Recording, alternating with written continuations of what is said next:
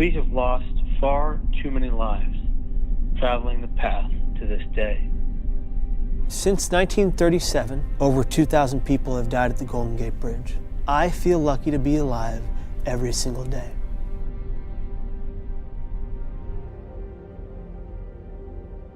Of the thousands that have died off the Golden Gate Bridge, I am of the 1% who have survived.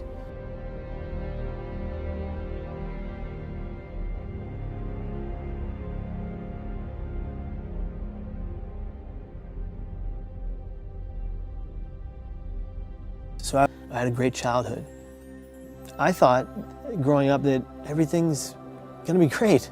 And then at 17, it all came crashing down.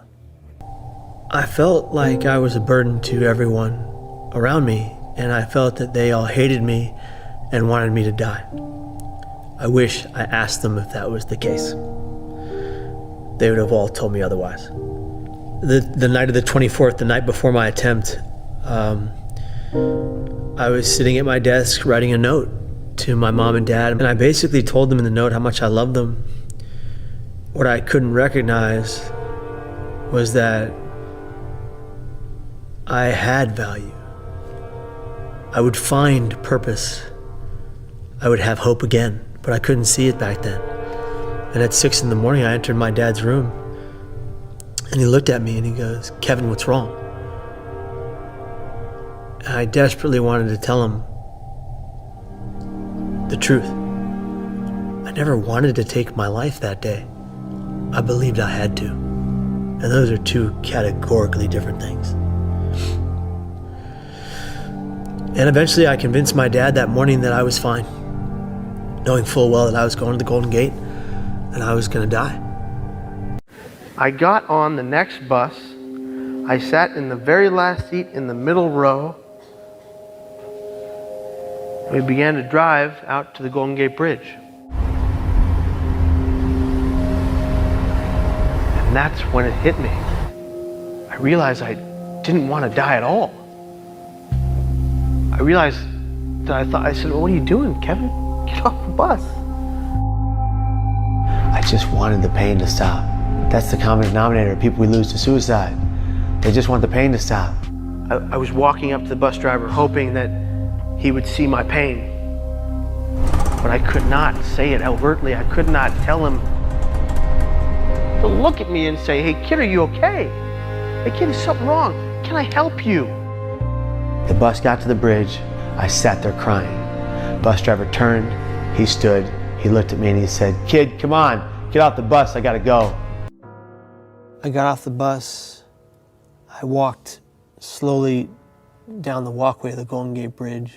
People rode by me, drove by me, walked by me, and a woman approached me and she said, "Will you take my picture?" She said thanks and she walked away. It was that moment I just said, nobody cares. The reality was that everybody cared. I just couldn't see it.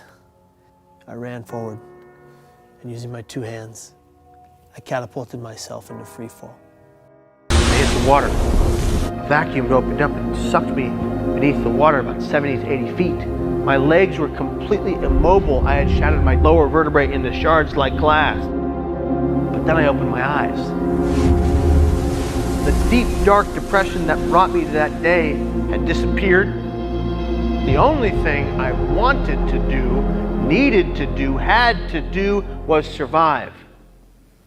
I realized I was going down. I shot for what I thought was the surface. As fast as my arms would take me and I saw the lit water above me, I could see my destination and I thought, "You're not going to make it. God, save me. I don't want to drown. I made a mistake." I broke the surface, barely made it. The Coast Guard arrived.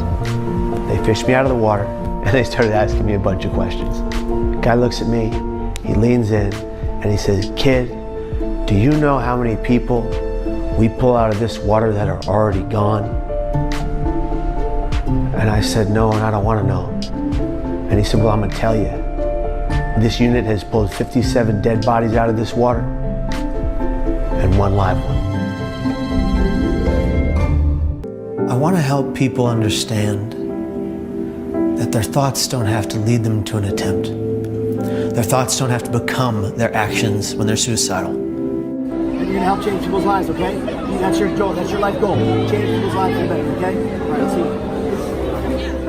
see. If we do not talk openly about what suicide is, who it affects, and how it affects them, if we do not use the word safely, with education and awareness, we run the risk of missing all those people who have it on their minds.